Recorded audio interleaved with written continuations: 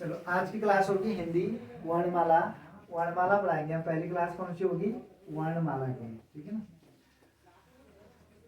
अब देखो वर्णमाला क्या है।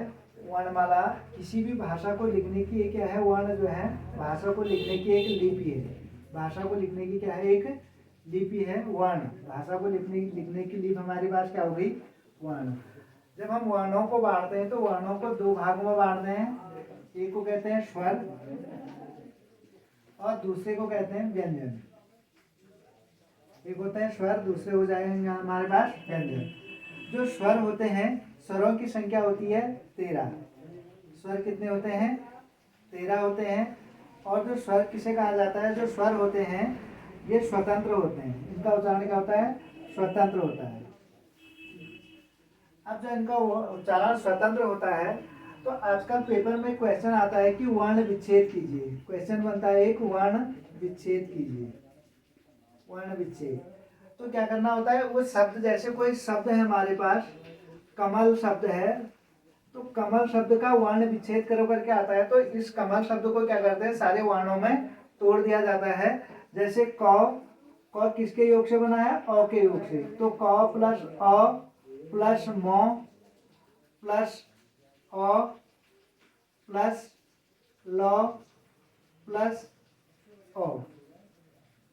इनमें से जब किसी भी व्यंजन में से स्वर निकाला जाता है तो उसका मतलब क्या होता है, व्यंजन क्या हो जाता है, स्वरहीन हो जाता है और इसमें से निकाला जाता है। तो इसलिए इसमें क्या होगी, वर्णों की संख्या 1 2 3 4 5 6। तो इसमें वर्णों की संख्या कितनी होगी? 6। तो कभी कभी पेपर में पूछा जाता है वर्ण विच्छेद कीजिए और कभी कभी पूछा जाता है वर्णों की संख्या कितनी होती है।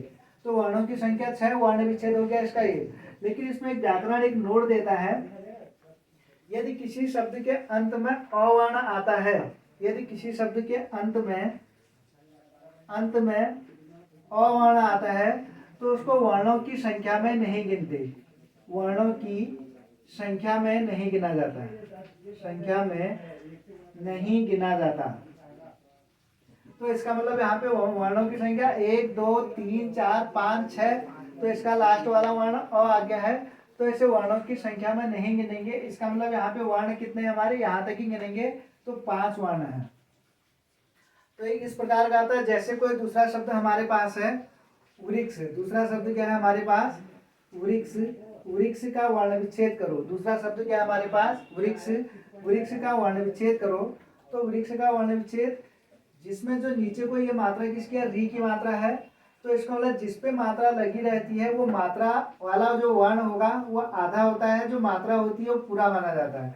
इसका मतलब वो आधा है प्लस री के जगह पे री पूरा होगा प्लस यक्षो जो मिला है, यक्षो हमारा संयुक्त व्यंजन है, ये क प्लस सौ से मिलकर बना होता है। वर्ण विच्छेद के लिए हमारा क्या हो जाएगा, क प्लस 100 और 100 पूरा वर्ण है, इसमें से स्वर निकालेंगे हम अ।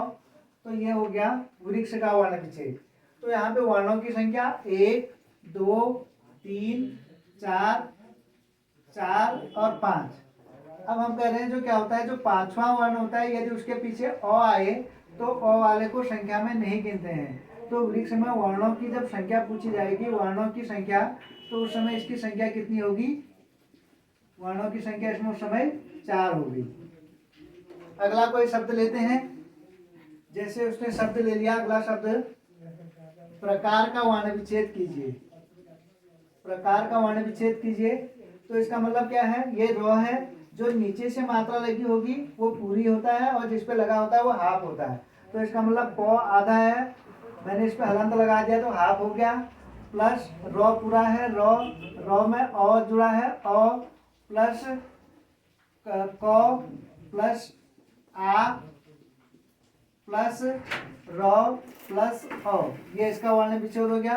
वर्णों की संख्या पूछेगा 1 2 3 4 5 6 7। तो लास्ट वाला अ वर्ण आ गया तो ये नहीं गिना जाता, इसका मतलब इसमें वर्णों की संख्या रॉ तक गिनेंगे। ठीक है, ओके।